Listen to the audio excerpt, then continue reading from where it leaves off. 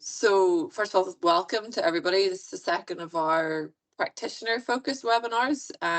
So we're doing a series, Lisa, just for practitioners in Northern Ireland to help them progress their practice and understand what other people are doing. And really, a lot of them work as lone practitioners, and it's to try and create a forum for people to come together and talk about what they're doing and hopefully create some collaborative practice out of it.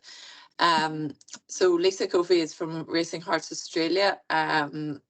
And she's going to share hopefully some insights, valuable insights tonight into her practice and how it has come to be what it is at the moment, and how she started up and how she's built the business. I was first introduced to Lisa through a Racing to Relate programme, which involved retraining thoroughbreds for the use in equine assisted services. And then when we got talking, I discovered that what Lisa does is so much more than just retrain thoroughbreds. And I started to understand a little bit more about the EAS side of the business. Lisa was probably one of the first people who articulated to me just precisely how the equine interactions open up new neural pathways in the brain for people, because I'd had a lot of conversations with practitioners and with experts in different fields around how equine assisted services, whether it's learning or therapy or whichever mode of practice you have, how they benefit people and how the horse is really instrumental to this, but nobody really explained to me why or made the connection as to what happens within the brain and the neural pathways that allows what happens to happen, if that makes sense. So Lisa was one of the first people to kind of start that conversation with me, which hopefully we'll go into a little bit later on. And so Lisa studied counselling and psychotherapy at Maynooth University. Is that right, Lisa? After you, Yeah. I think you grew up with horses, rode horses all your life, and then I think did you like an accident, and then that led to you taking a backseat in terms of the written work, and then looking at the studying and seeing where you could take it from there. Yeah. And is now based in Greybrook, just outside Melbourne. And I will let you sort of fill everybody in on how you've gone from there to now, if you're happy enough. Yeah, that's fine. Brilliant. So that's correct. So I started riding when I was about 12, so I was a bit of a late starter. But I didn't grow up with horses. I went on we used to take Spanish students. I don't know if that's still a thing at home. We used to take Spanish students for the summers, and we took in the teacher one year, and she invited me over to her house in Spain, and she just took me on a trail ride. And I was hooked from then on. So that was how I actually started riding. And of course I came back and then just hounded my parents to allow me to ride. And from there I went to a riding school, and I just, I didn't come from a wealthy family, so I went up every evening after school, did my homework on the bus, and got one lesson a week in return for mucking out numerous boxes and helping around their stable. So I was really lucky. They had lots of ponies that it was actually from Ronan Corrigan. You guys probably know Ronan. He's on the board of the Show Jumping Association. Yeah. So they were his ponies. They didn't even have a riding school. His mum just taught me, Breda. She let me ride his ponies that he had competed when he was a kid. So I was really lucky to have them, because they really gave me a fantastic start. They let me take his ponies to Pony Club, and from there we set up a riding school at home. And Gary Cribben, who's a jockey's agent, I went to school with, and he came down one day and said that Niall Madden was looking for a work rider, and I said that I had no idea about riding racehorses, and the long and the short of it was they took me on, and Niall and Trish and young Niall as well taught me how to ride track work. So and that was fantastic. And I think I was there a week, and I've that anybody that is involved in racing knows when you're hooked on the racing industry, you're hooked. So that was me in, and the show jumping and eventing and everything else apart from hunting, I think, went out the door. And I was riding work almost every morning, and I had a fall and broke my leg, and I broke it quite badly. So that kind of led me to looking at other opportunities. So I studied, like as I said, Molly, I studied a degree in counselling at Maynooth, and then I had a job with Horse France Ireland, flying all of Coolmore's horses all around the world to race meetings. So that was that kind of gave me the bug to travel as well, because I had no real, I haven't been relatively new into racing in my kind of late teens. I didn't really understand how huge the industry was, especially worldwide. And then traveling around to different race courses around the world really gave me the bug to travel and to really see or try to investigate what racing was like in other countries around the world, because even the racetracks I went to were quite different, and people people train their horses differently and prepare their horses differently for the races. And so I was really keen to learn more about that, which is why I came to Australia. I chose Australia because I was riding out in Tipperary, and I think I went through about 3 or 4 sets of waterproofs in one morning. I thought there has to be more to life than this. Yeah, I think we're all feeling that way Yeah, at the moment, just a little yeah, bit. Yeah. yeah. So I literally Googled horse racing jobs in the sun, and some jobs in America and Australia came up. So I came to Australia because I didn't really know a whole lot about American racing. The only thing I really knew about Australian racing was this fabulous carnival with the Melbourne Cup, and it seemed all very glamorous. And I was really keen to kind of get over and learn more about that. So I got a job riding in, and it's funny looking back on it now, because I obviously had no idea about Australian geography or history or how the racing industry worked, because in Australia there's a huge difference between city racing and country racing, and I went to the country to ride for a trainer there. She was a Melbourne Cup winning trainer, but she was definitely out in the country. um, yeah, so there's a big difference between the country and city. And then I went to the city because I wanted to learn both sides of it. And I rode for Peter Moody, who trained Black Caviar for quite a few years. And then, through that, I met and rode for Kieran Mara and Mick Price. And so they're all pretty big trainers over here. And it was really great to be able to learn from them as well about how to train horses differently. And, the difference, I guess, different bloodlines. Australia is renowned for training some of the world's best sprinters, whereas I guess Europe is a more prominent for breeding stayers, and especially at home in Ireland and England, training stayers and jumps horses, where that doesn't happen here. The horses for jumps racing here are not bred for jumping; they're bred to stay, hopefully, and then they are taught to jump later if they can continue on after their flat racing career, and they can stay over distance. So with that, I worked for Racing Victoria. I was offered a job with Racing Victoria, doing teaching apprentice jockeys and or teaching track riders and stable hands, or just trying to get more people involved in the industry.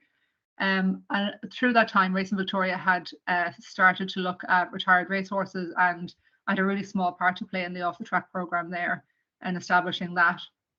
Cara Kavanagh, and she had an awesome team that really got that going. And from there, I kind of my time at Racing Victoria was kind of organically coming to an end. I guess I had done a lot in terms of establishing programs with Pony Club and track rider programs with TAFE institutes, and I'd done a lot with jumps racing as well. And I was looking for something a bit different. I kind of felt like my path was going somewhere else. And I'd finished my psychology degree at Monash University here in Melbourne. And it was one of the things I find really beneficial. And it's a question that I'm asked a lot is, if someone's going to go down the qualifications road, is counselling or psychology better? I know not everyone can go and do a psych degree and a counselling degree, but I've just found that having both together was really, really beneficial, because with the counselling degree, I got I guess the background of the history of counselling and how it's progressed over the years, and then lots of different types of counselling. So, from schema therapy to psychodynamic therapy or talk therapy, and there's just lots of different methods that can be used. Whereas the psychology degree gave me that science background, like you were saying earlier, Molly, about how those counselling methods actually physically help people. As opposed to just their behavioral change and their emotional regulation, how it actually physically changes their bodies. So that was really good to have both together, and then linking with the off the track program with Racing Victoria, and looking at how, I was looking at equine assisted therapy because it was a new and emerging form of therapy, really more so in America. I think the horse boy method, I think, was probably one of the first ones that were really profiled, and I was really keen to learn more about that. And then I looked at a few other models as well, and then looked for somewhere in Australia to do the same thing. And I found the Equine Psychotherapy Institute in Daylesford.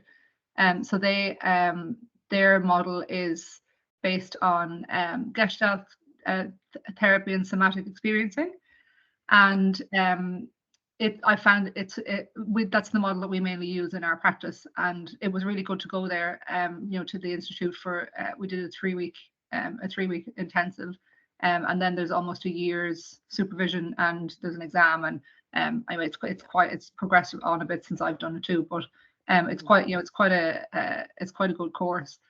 And I think the joining the retired racehorses together with that modality of equine therapy, and then having that background of counselling and psychology, I kind of just looked at retired racehorses and thought, well, there's a huge gap in the system for those horses that no one really wants. We call them the undesirables. So whether they're not pretty enough for the show ring, or they're not quite athletic enough for show jumping or eventing, and if they're sound enough to be ridden. So all of our horses a lot of people do equine therapy that is non-ridden, and it's just ground based, which is great. And then some people do ridden therapy. So we do both. We do on the ground sessions, and we do ridden therapy.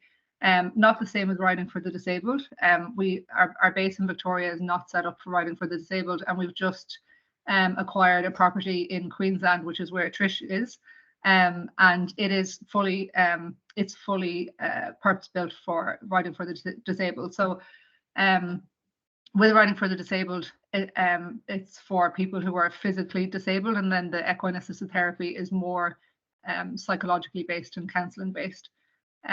So we set that up. I've set up as a one-man band with 2 retired racehorses and myself. And that quickly grew to a second practitioner within about 2 months, I think. Just because I didn't actually realize there was going to be so much demand for it. I genuinely actually thought I probably wasn't I was probably in a more of a racing and horse mindset rather than a mental health or a health mindset when I set it up. I was very much focused more on what we can do for the horses before I was focused on the clients.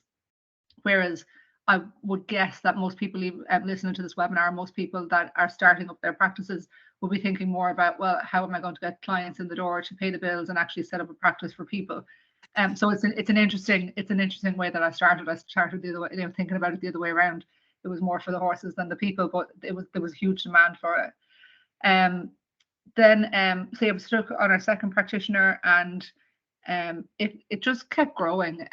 One of the challenges that I thought I was going to have that didn't really occur, or at least I didn't hear it or see it if it did, was I thought that the racing industry would be quite adverse to it. I didn't think that it would be that well accepted. It's the racing industry can be quite staunch in its views of change and something new that's a bit, especially like you were saying earlier, if you can't really explain some kind of tangible outcomes for it, that it's kind of like a wishy-washy, come and pat my pony and you'll feel better about yourself, or you'll be healed, or whatever some people had kind of been selling. I really thought that I was going to be kind of hit with that it wasn't really a valid thing. But the industry were quite embracing of it, especially because we were working with retired racehorses. And I guess it offered that outlet for those horses that the bigger retrainers weren't picking up, because they weren't they could see that they wouldn't make any profit from them, or they wouldn't be able to onsell them, or find a home for them even. So that was kind of where we started from, and we built our team of horses, built our team of practitioners. One of the things in Australia that is probably different to Ireland, and I'm not across what the health system in Ireland offer for people with psychological disabilities or how it would work, but we have a system here called the National Disability Incentive Scheme.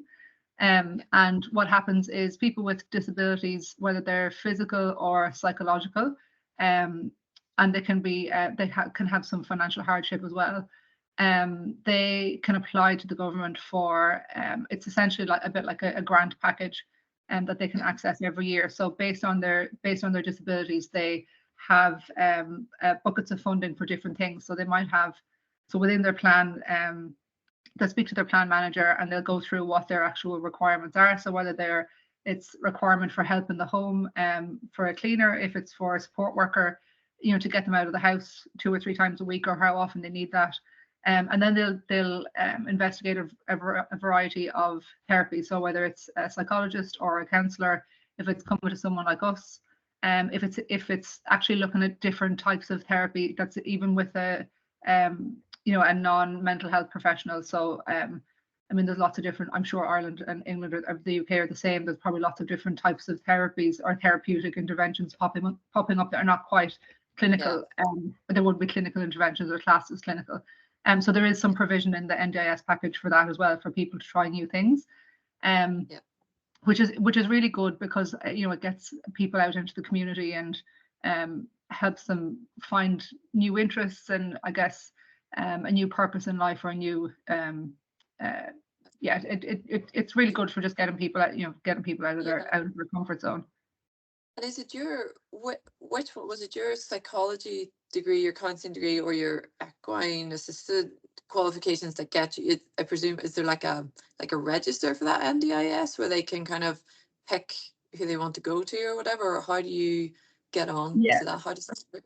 Yeah, there is service providers can become registered with the NDIS, and then it's not a requirement. You don't have to be registered to provide a service.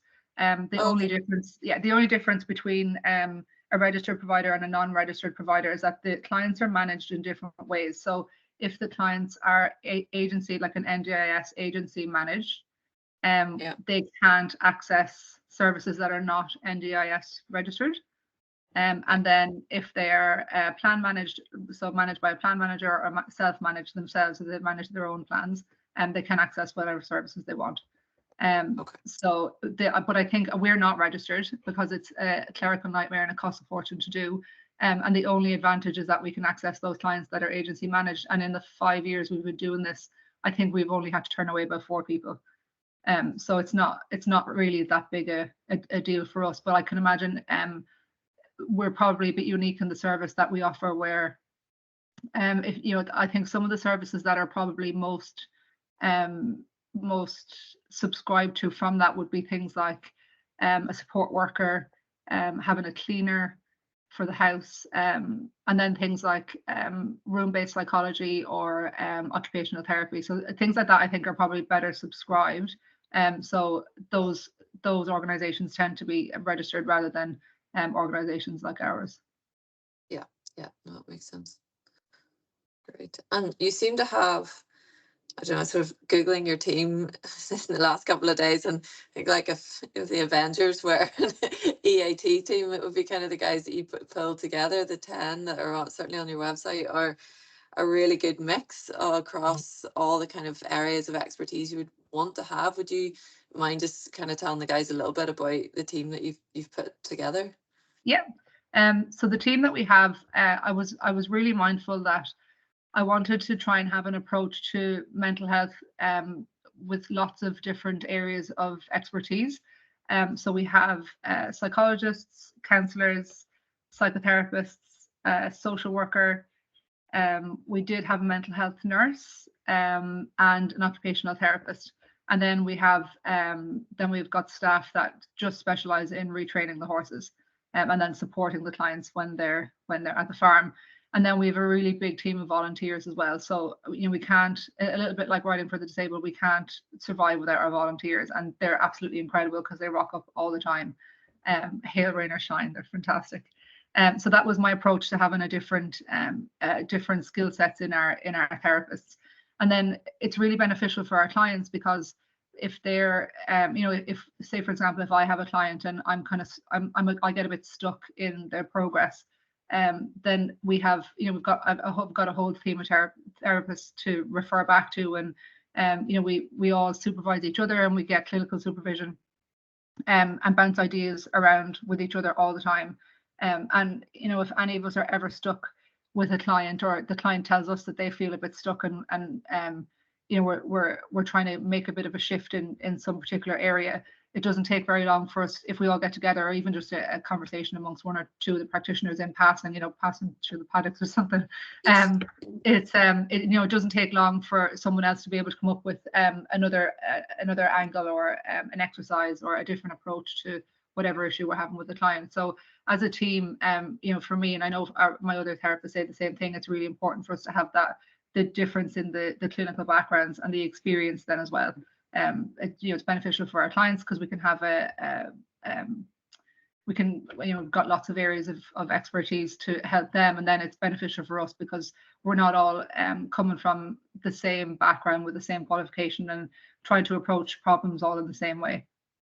Yeah, and I think it's really it's a fascinating model for me to kind of see in action, because I think there's been quite a lot of discussion around terminology and definition of practice, and I think it's super important that everybody stays within their own area of expertise and is very aware of where they should be practicing and with whom they should be practicing. But at the same time, that doesn't rule out a collaborative team, Yeah. and I think that's a really important next step for people here probably on this call, to kind of look to see how we can all sort of start to work together and bounce ideas off each other for the benefit of the practitioner as well as the recipient, because it doesn't blur the lines in terms of your area of practice. It just enhances the overall offering, which is going to be a benefit to everybody. Yeah, and even from an intake point of view, we've got a fantastic I've got a fantastic assistant, and she we'll sit and go through all of our intake forms as well, and our intake forms are quite detailed, so we get as much information from the clients as we possibly can. And even from reading the forms, we might have an opening, say, for our occupational therapist, and everybody else might be booked out. But if we look at a form and think, well, actually that client really wouldn't suit Adam, or Adam's style, or what Adam does, because it doesn't link with their therapeutic goals, we'll leave them on the wait list until we actually have an opening for a suitable therapist. So we don't just take people in and then just slot them into whoever's available. If a suitable therapist isn't available, then we'll just tell them that we just don't have the suitable person at the time, because what will happen in the end inevitably is that they'll come for the first couple of sessions and they won't get the benefit that they need from it, or they won't be able to work towards their goals, and then they'll leave anyway, and then it doesn't reflect well on us, and it doesn't reflect well on the practitioner we sign them on with, because they're very, very good at what they do, they're just not well matched. So that's one thing that we find that's really, really important, is to try our best at the very beginning to match the client with the correct therapist within the team that we think will benefit them the most. Yeah.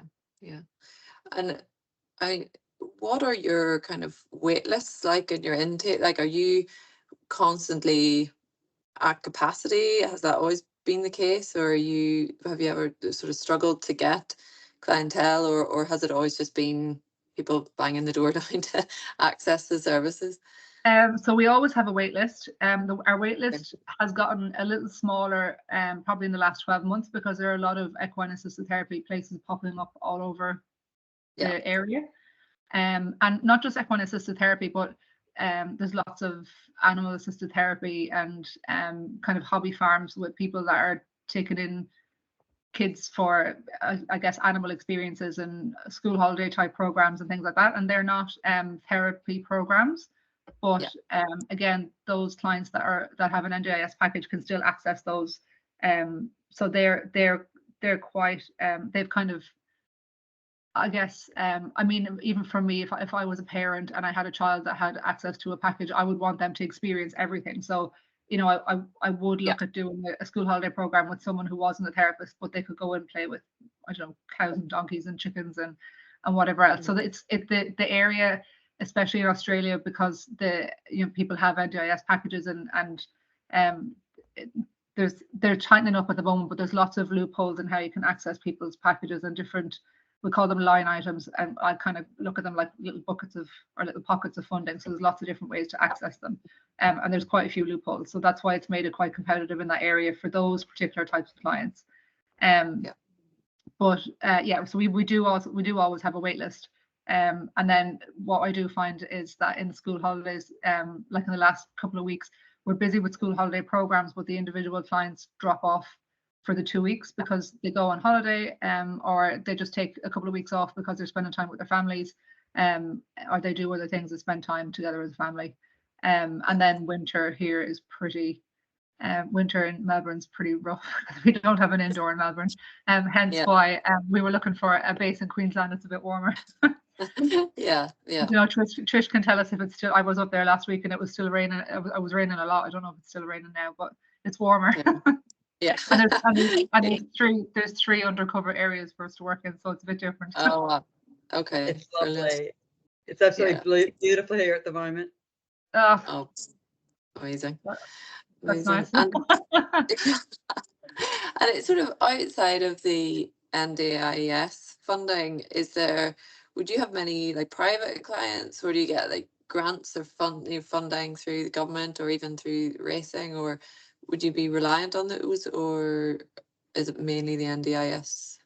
So probably about 95% of our clients in Melbourne are NDIS clients. I would imagine when we start in Queensland, a huge base of our clients will probably be NDIS clients as well as riding for the disabled clients. The other programs that we run, so the one that we're about to run in Northern Territory, it is actually funded by a company called MintBet. So we have a wagering company that sponsored that program. But the way that works is that we have an organization called Yarman Territory that we work with up there. So it's Mark Gallagher owns the base, and he does lots of different things on his farm. So we partner with him to run a therapy program for disengaged youth. And similarly to we run the schools program in New South Wales, and that's sponsored by Godolphin. So they pay for a certain amount of schools to go through the schools program that we run.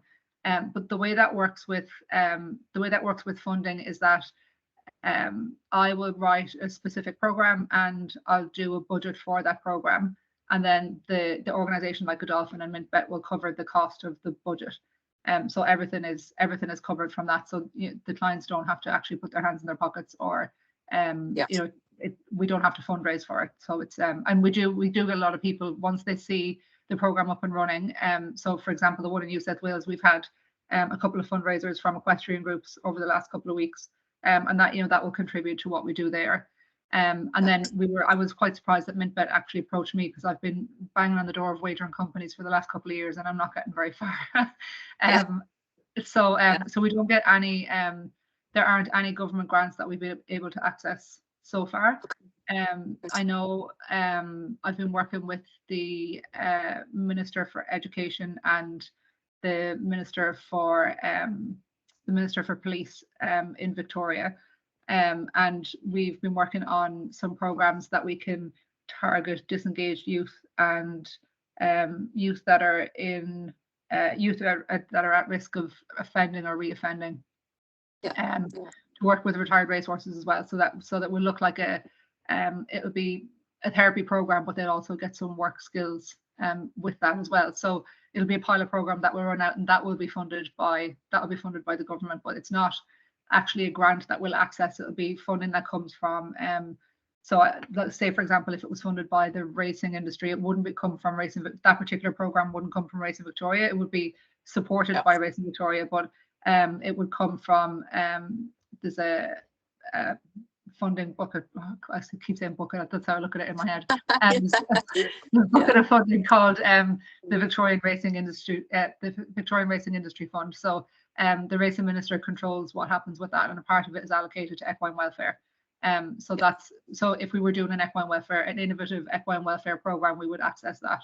And then because our minister in Victoria, our minister for racing is also the minister for police and corrections, he would also have within that portfolio, he would have another area of funding for disengaged youth or corrections, whatever we're looking at. So that's how I kind of I kind of look at the areas, firstly, the areas that I'm interested in, because you know, one of the biggest reasons I started this was because my brother, you know, my brother has quite significant mental health issues, and he's quite open about talking about them too.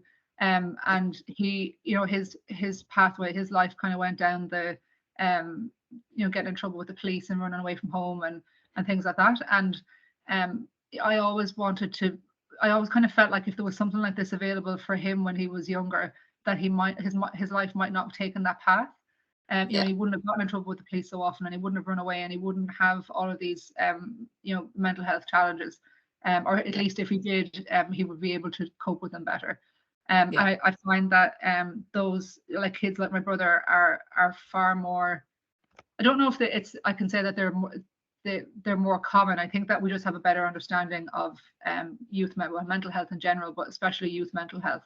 And then, you know, a better understanding of youth disengagement and you know, why young people offend or why young people run away from home. And, you know, we've got domestic violence is a much more exposed area now as well. Whereas, you know, when I was growing up in the 80s in Ireland in a small village, you know, small predominantly Catholic village, you know, you didn't go to the police, you know, you called the priest. And which was no use to anybody, but that was just how, you know, but that's just how it was. You know, the priest knew everything, whereas the police would hardly know anything. So there's, you know, we're just living in a very different culture now, and the programs that I establish are usually firstly areas that I'm interested in, because I find that, and this would go for any kind of vocation, but if you're not really passionate about it, then it's work. It's hard work to keep it going because it doesn't motivate you. And then secondly, so you know, it's an area of interest for me, but then also it needs to be an area that's actually in demand. So, you know, if I was passionate about supporting women who had fled domestic violence, but I was working in an area where there was actually no women, or there was who had fled domestic violence, so there wasn't an issue with domestic violence, then it's a little bit pointless. I might be passionate about and have the best program in the world, but if it's, you know, if it's not subscribed by anybody, then it's pointless. So it's a kind of trying to find a balance between meeting the community demand and what I'm actually passionate about doing. Finding someone who will fund the programs, and then having somewhere to run them. So there's lots of pieces to the puzzle. Yeah, no, absolutely. And I think certainly it's been one of the big learning curves for us as a charity, I guess, you know, trying to be an umbrella organization for this platform and trying to seek funding and bring people together. And, you know, once you start talking about equine services, you're across the board of all mental health issues, well-being, emotional, but, you know, there's such a gambit of things that can cover that, you know, we do need to, there has to be a focus somewhere. And I think certainly you see that with the practitioners here. We've got Nikki Hall runs a couple of projects for us with schools, and she specializes in, her background is in autism, and just the passion and that she brings, and the knowledge and the skill base she brings to those programs because of that focus. It's just, you know, it makes such a difference. And you see it with a lot of practitioners here, but I think it is a real, you know, we can't try to fix everything or address everything. You know, it's not possible. So yeah, no, definitely need to go with that. I'm conscious. So I had said to Lisa, we've been trying to do these webinars in about 45 minutes, and we're nearly at 45 minutes already, and I haven't given anybody else a chance to kind of jump in. Richard, is there anything you'd like to ask Lisa while we're here? Be unmuted, yeah. That's you. Look, firstly, thanks, Lisa. I mean, that's you know, enormous insights, and I suppose if I read your CV, I'd be expecting to see a middle-aged woman on the screen, because she's just packed so much in. It's quite amazing. One of the things I suppose that we feel frustrated about here in Ireland, or in Northern Ireland in particular, is not being able to point to the I'll not say easy, but useful impact measurements which can be compared with other practices that money spent on from government. Have you progressed that area at all, where you can actually talk about the value for money and have a more constructive adult conversation about where funds go to, given the diversity of your practice? What we've looked at is because when we were applying for grants and applying for different things with government, I've referenced published journal articles where, and quite robust published articles that show the efficacy of equine assisted therapy, and quite often it doesn't make any difference. It's not really. It's still seen as being not enough evidence, or it's still quite a new therapy. So instead of, I did look at trying to get funding for our own study to show, to demonstrate that our actual program, not just equine therapy per se, but one or two of our actual programs had very beneficial therapeutic outcomes, and then go to government and say, well, actually, this is what we've shown from our particular program. But as you guys know, research studies are very expensive and they take time to do. So what I did instead, and we've only just started looking into this, is that we had a meeting with an organisation called Social Ventures Australia. So they actually what they can do is they can look at what your business or what your programs actually look like in terms of how much it's saving the government money, or the social impact that it actually has. So, for example, I'll give you one example. Mirabel Foundation are an organisation who look after children who have been impacted by parents that were drug addicts, or they've been impacted by, the families have been impacted by illicit or illegal drug use. So one of the outcomes that they found with Mirabel was, they were able to say that for every dollar, I think that Mirabel, for every dollar that Mirabel spent, it was equivalent to $6.6 saving for the government or for the local community. So that to me showed a much more direct benefit to government and community. So that's the line we're going to go down now, instead of actually having a research study done, because I mean, there's lots of research studies done, and if I just do another one, I don't actually think it'll make a whole lot of difference, even if it is in one of our programs. So being able to show that genuine direct economic benefit, I thought was probably a better way to start approaching government for grants, and to really just show them that this is a really beneficial way and effective way of helping people. That's very interesting. Yeah, that's the bit that triggers funding here, if you can show that multiplier effect. But this practice, the range of practice under equine assisted service is so diverse. Yeah. You don't want to make the lowest common denominator statement. I suppose it should come down to individual. A practical question then to you: is the cost of keeping horses as a part of your cost of running a service significantly different in Australia than it would be in Ireland? I wouldn't think so. No, I think it's probably around about the same. Right. So it's we work out that like in the when we're at max feeding, so say like in the winter, and we've got a few underweight horses, which is what we tend to take the horses that no one else wants. It costs us probably about $25 a day just to feed them. And then so what's that in euros? It's probably about half in euros. Yeah. Ish. So that's kind of how we work off that kind of baseline. There's probably a little bit of fat on that around summer and spring when we've got lots of grass. But we kind of average it out of that. But I would imagine that the costs are relatively similar, which are a lot. And even just the time. I mean, you're working with retrained thoroughbreds, and that you're not just buying a ready-made horse, to come in and do. So even when you put expense against the time related to the retraining of that, it's a hefty commitment as well. Yeah. It is, and that was that's one of the reasons why having our organization registered as a charity has been beneficial, because if we're not a registered charity, we can't go looking for those donations or extra funding to support the shortfall in the income we get from the therapy practices compared to what it actually costs us to retrain the horses. And we've had to, I had grand ideas about being able to retrain lots of horses and see lots of people at the same time, but financially it didn't stack up. So we reduced our retraining operation, and also Racing Victoria reduced a lot of their grants and their funding as well. So everybody had to everyone had to tighten up to reflect that as well. So we've significantly reduced the amount of horses that we're retraining purely based on finances.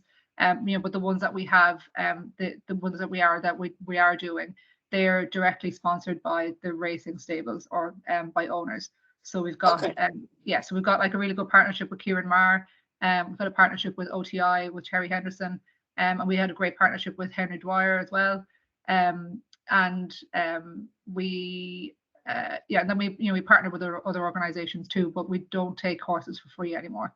And I don't really think anybody should be retraining horses for free, because, and it's just my own personal opinion, but I feel like if you take on, I mean, if it's a bit like the campaigns around Christmas, like a dog is not just for Christmas, it's for life. I feel the same thing about racehorses. If you invest in a racehorse, then your responsibilities don't end as soon as it stops. It goes out of training. It's still a live animal. It still costs as much to feed it and keep it.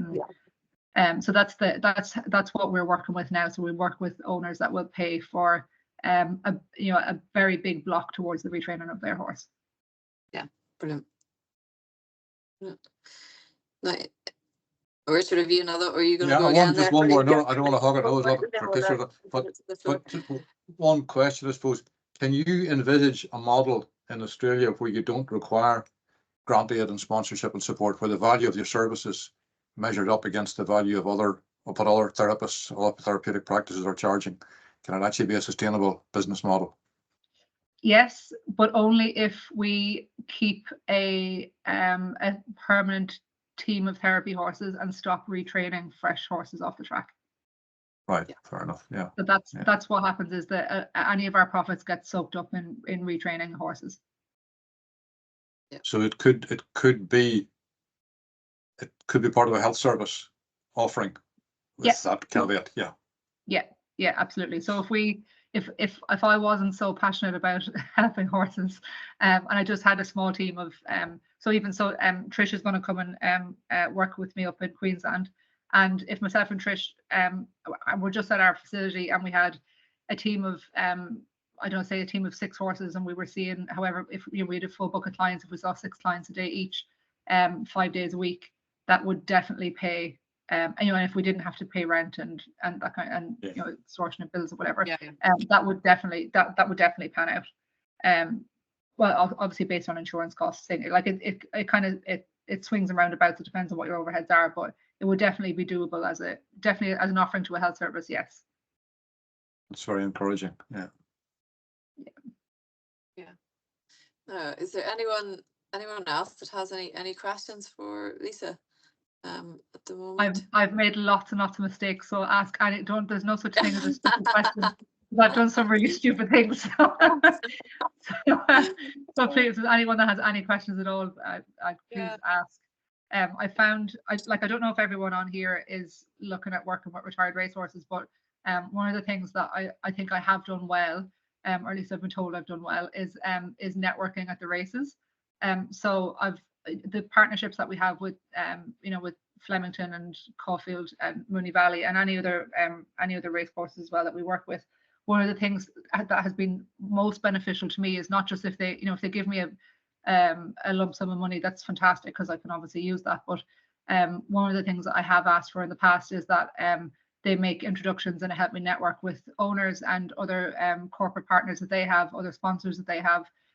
So a lot of the time, they'll invite me to lunches, or they'll invite me to race meetings, to the committee room or the chairman's room or whichever, and they'll strategically sit me at a table with someone they think that might be able to help the charity. So quite often it might be a journalist who can do a write-up for us. It'll be someone from the TV who might want to come and do a feature story. It might be very wealthy owners that they think are passionate about equine welfare, and they might donate to the charity. And that has been really, really invaluable. And that's one of the things that when race courses and even big trainers as well ask how they can help or get involved. Obviously money is the first ask, because we can't survive without it. But then after that, it's to help me network with other people, because if I'm not out and about meeting other people, they don't know that we exist. So what they don't know, and then it offers me the opportunity to develop that network of people who will create more donations as well.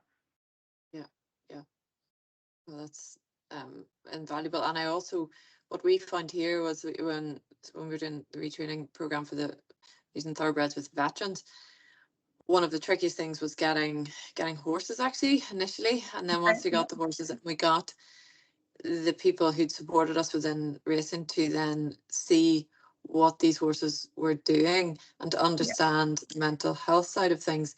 Then they suddenly realized, oh goodness, there are so many people we know that could benefit from this service. We didn't even know, they didn't realize the service, and then it just opens up a whole floodgate of opportunities on that side of things. And I think even within the industry, it's probably just not necessarily the platform for it, but I think within the industry there's a whole raft of opportunities there for stable staff and all of that as well, you know, moving forward. But is there anyone, Aisling, have you got any? I was talking to Aisling as our assistant.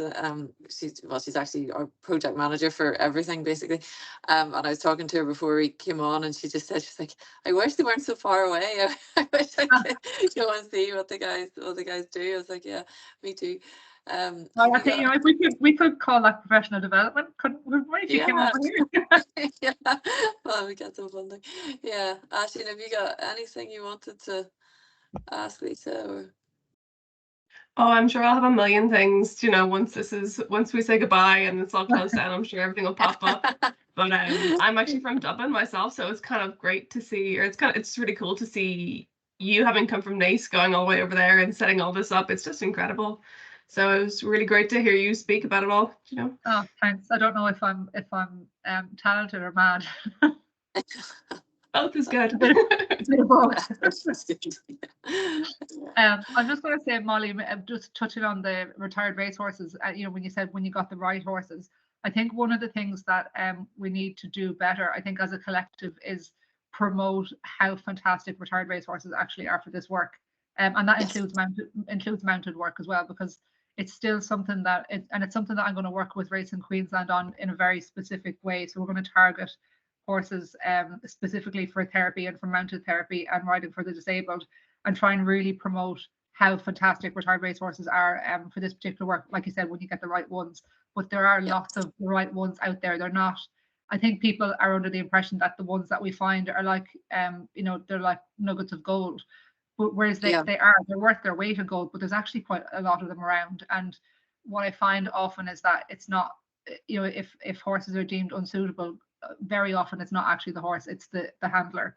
And just a bit of a misunderstanding around you know, what the horse's education has been in the past, if the handler hasn't been involved in racing, and what they've responded well to was they've been in training and racing, because it's quite different from obviously equestrian pursuits. Or, you know, like what I say to people is, as a retrainer for therapy horses, it's the trainer's job to switch them on, and it's our job to switch them off. But it's possible, you know, they're not born with a brain, you know, they're not born with a racy brain knowing that their job is to gallop fast. They're born as a horse, just like every other horse. And obviously they all have different temperaments, but you know, it's for me, it's how they're raised, how they're trained, what they're fed, and what their life experience is until they get to us. So that's kind of what a lot of what forms their character and their personality and their behavior traits. And I feel like when you have a really good understanding of what they've already experienced and what their education was, by the time they come to us, it's a lot easier then to work out what you've got. And when we take horses, the only thing we really ask is if there's any major quirks we need to know about, or any injuries. And after that, if they show us a behavior like, oh God, one of the things that really vexes me is when we have a horse that is a bit touchy around its ears, and then people love to just put a story with it, whether it's true or not. Oh God, someone must have twitched his ears, or something, you know, he's really head shy, it must have been bashed around the head, or you know, often I'll say, well, you know what, he's actually quite entitled to just not like his ears being touched. I wouldn't like it if you come up and start touching my ears. It doesn't mean that anyone's grabbed me by it. So you know, we love to make up a little sob story about why horses react adversely to things. So I think it's one of the things that we probably need to do a bit better, is just to really promote how great the retired racehorses are. And I think if we had a better understanding and more education for people around how they can work with retired racehorses when they're finished, so there's not a mismatch, a little bit like our clients and our therapists. So there's not a mismatch with the horse and the people who take them on afterwards. Then I think we'd get a little bit further in rehoming some of those horses too. Oh, absolutely. And I think we are trying to work. We work very closely with CAFRA, the equine college here. And they would have a lot of retired racehorses within their herd. And what we're trying to get across is this idea of looking at equine welfare and equine retraining. And yes, there's specifics to the thoroughbred, but it's not just to the thoroughbred. And this idea of within equine assisted services, it isn't always appropriate to just look for the quietest, safest horse. It's not necessarily going to give you the best outcome for the client.